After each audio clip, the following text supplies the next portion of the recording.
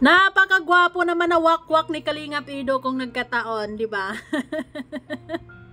Kidding aside, guys. Hi, Wow Life, another video, another share, guys, another POV. So, ngayon, guys, magbibigay tayo ng point of view dito sa isa sa mga pinakamainit na usapin ngayon between Kalingap Ido and Kuya Mario's vlog.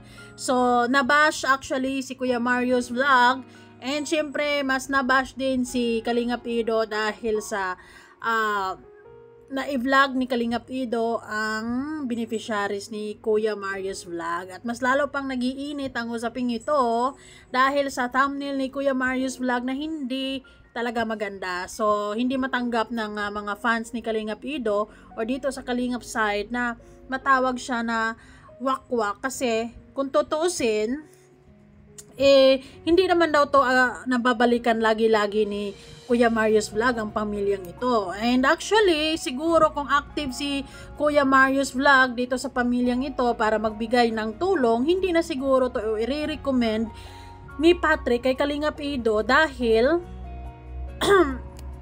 may tumutulong na. Pero syempre, nakita ni Patrick ang sitwasyon na maaring makatulong si Kalingap Ido, lalo na sa pag-aaral ni Imalin. So, pinuntahan nga nila ang pamilya ni Imalin at nang makita ang sitwasyon kung anong kalagayan doon at nakita nyo naman na talaga namang kailangan ng tulong, di ba? Anyways, bago ang lahat, ano lang to, opinion lang to. Wala tong basta opinion lang. Bahala kayo sa opinion nyo. I-comment nyo na lang din kung anong masasabi nyo. Pero para sa akin,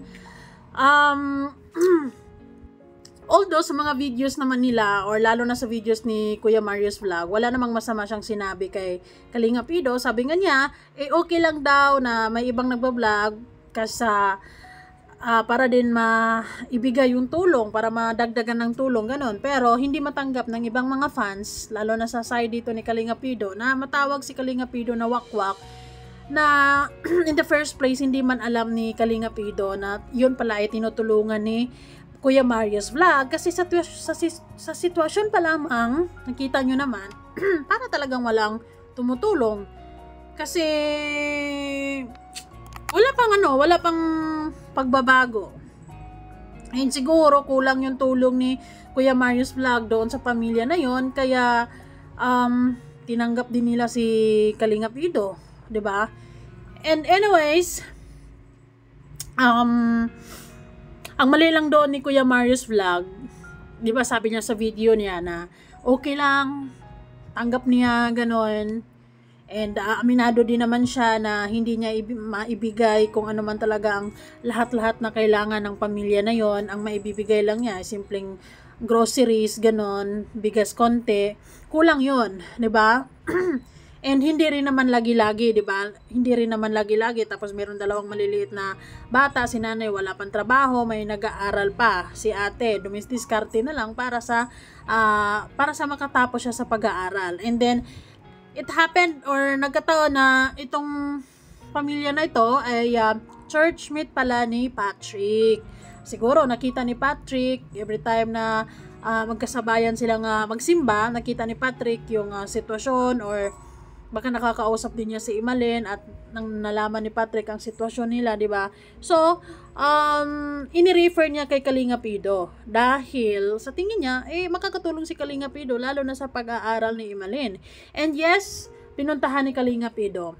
At ang unang tulong niya na ibibigay sa pamilya na yon is para kay Imalin na sana or makatapos sa pag-aaral, kasi 2 years naman na lang ang kulang para makapag-graduate ng edukasyon ng kinuha, di ba? So, 2 years from now, teacher na rin siya.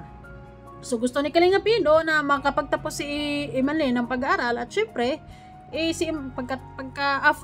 pagkatapos, makapagtrabaho, si Imalin na rin ang unti-unting makapagtulong o makatulong sa pamilya niya, 'di ba? Ganun lang 'yon.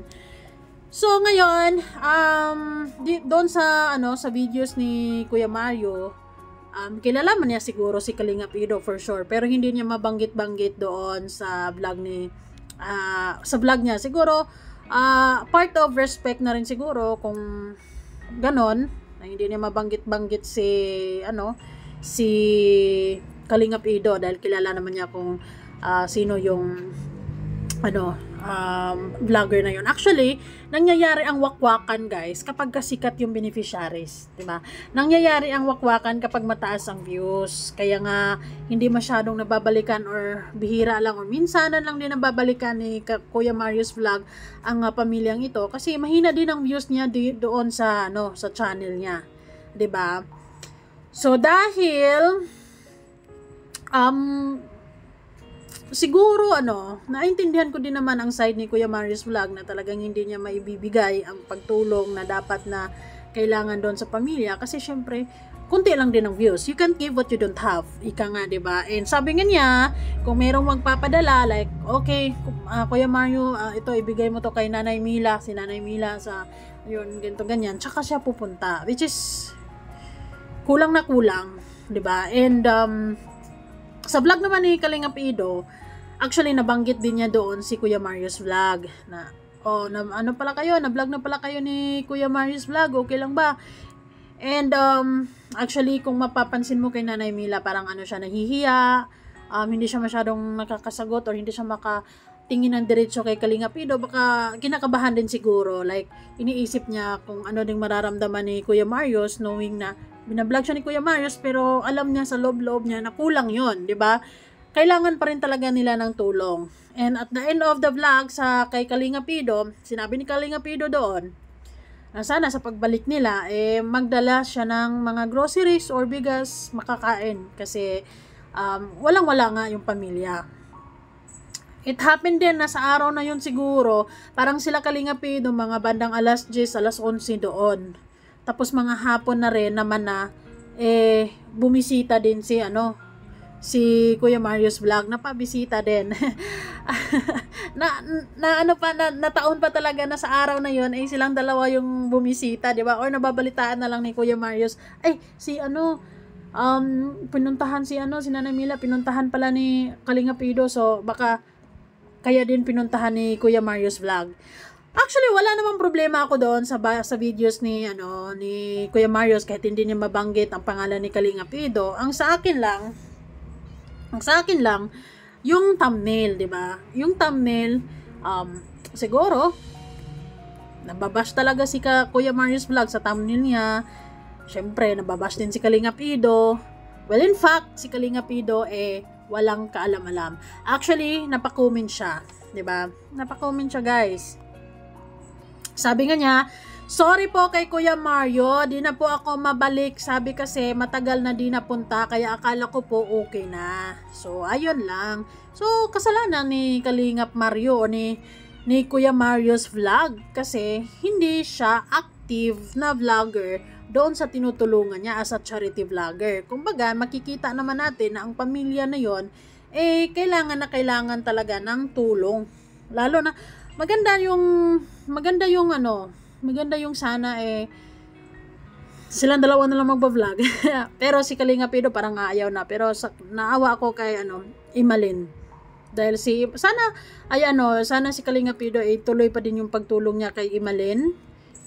And kasi sa pag-aaral yun ni Imalin And then si Kuya Marius Vlog, ituloy na lang din niya yung pagbibigay-bigay niya ng mga groceries doon sa pamilya. Malaking tulong na rin yun dahil may mga bata, 'di ba? Mga biscuits, bigas, nga ganoon kasi walang trabaho si nanay dahil talagang aalaga lang siya doon sa mga sa mga apo niya. Tapos yung ate naman nag-aaral, wala din yun masyadong sapat na pera para pambili ng kanila. Basta kailangan ng suporta. And maraming salamat.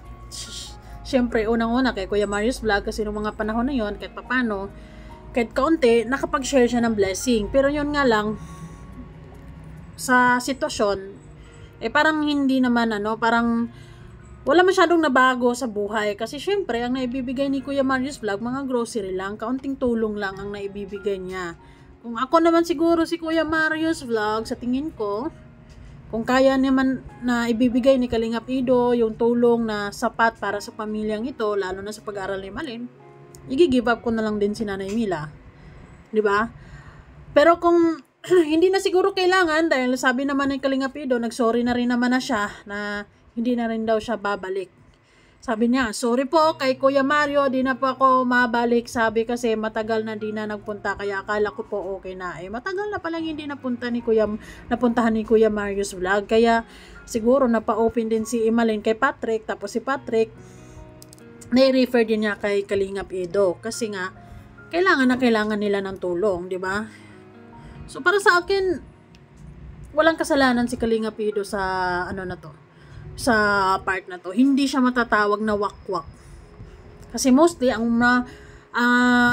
nawawakwak kasi yung mga sikat, 'di ba? Kasi like for example, milyones views diyan, tapos may mga vloggers, "Uy, malakas to ah." Pupuntahan nila 'yon kasi malakas. Si Kalingap Edo, pinuntahan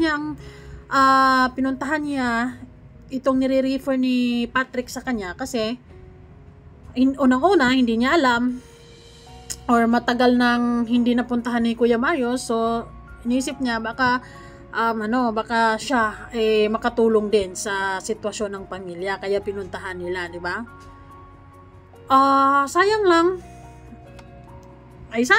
Sana si Kalingap Edo ay i-consider din niya yung pagtulong niya or pagpapaaral niya kay Imalin, kasi kailangan ni Imalin yung tulong na yon, lalo na pinansyal, kasi ang hirap mag-aral lalo na kapag iisipin mo pa kung paano, 'di ba? At least kung andyan si Kalingap Edo, makakatulong, mabigay-bigay ng konting allowance, 'di ba?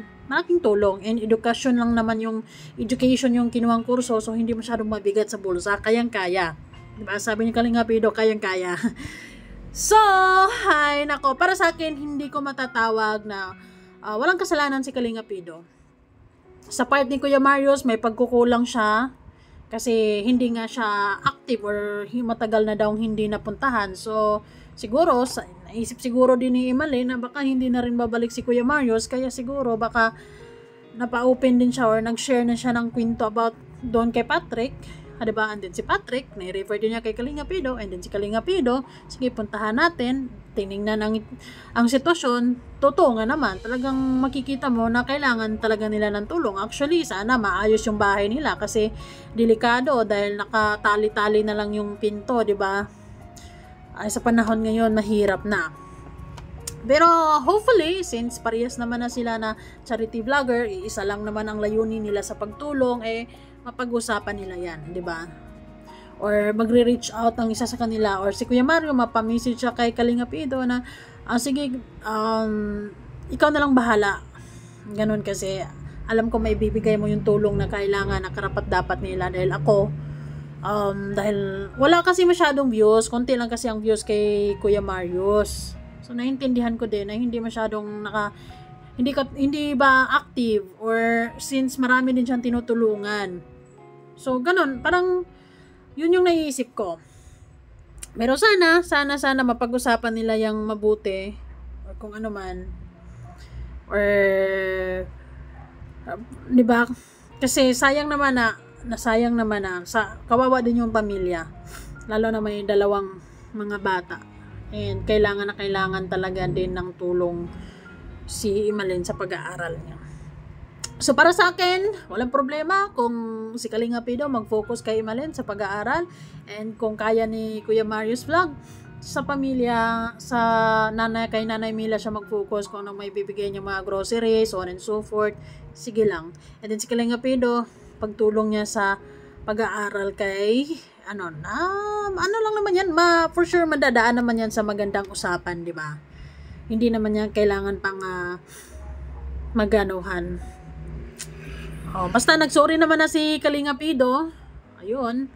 So, at sabi nga niya, hindi na siya mabalik. Bahala na lang din si Kuya Mario doon. 'Di ba? Kaya na yan ni Kuya Mario.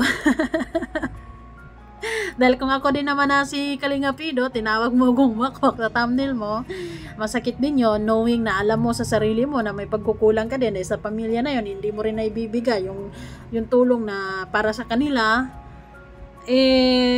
Kung ako din kay Kalingap Edo, sige lang, hindi na rin ako babalik. Total, meron din naman siya, marami din siyang beneficiaries, diba? So, doon na lang siya sa mga beneficiaries niya mag-focus. Kay Kuya Mario na lang yung pamilya ni Nanay Mila. Nasasayangan lang ako dahil meron na sanang tutulong sa pag-aaral kay Imalin, pero mukhang maudlot pa ata. Pero hopefully, Kalingap Edo will consider or kung ano mang mapag-uusapan nila sa bagay na yan. Kasi for sure, hindi nila yan basta-basta iwanan na lang lalo sa part ni Kuya Marius. Diba? Baka may mga bigatin ding sponsor si Kuya Marius, ay makonsider din nilang sila ang susuporta sa pag-aaral din ni Imalin. Ganon lang naman yon. Depende yan sa pag-uusap, 'di ba? Pero medyo napahiya talaga si Kalinga Pido. Kung ako si Kalinga Pido, mapahiya talaga ako dahil sa ginawang thumbnail ni Kuya Marius Vlog. Doon lang hindi masakit 'yon, 'di ba? Masakit sa part, 'di ba? Masakit sa part ni Kalinga Pido.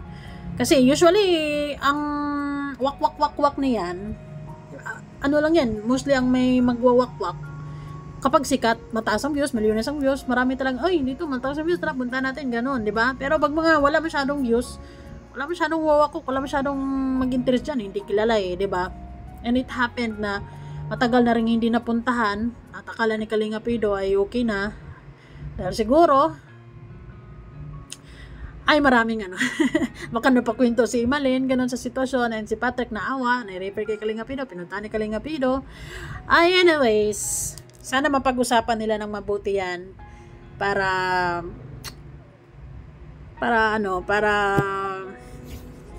tuloy pa din ang pagtulong, 'di ba? Kahit sa simpleng groceries na lang, kung ano man. Anyways guys, salamat po sa suporta. Kayo guys, ano masasabi nyo?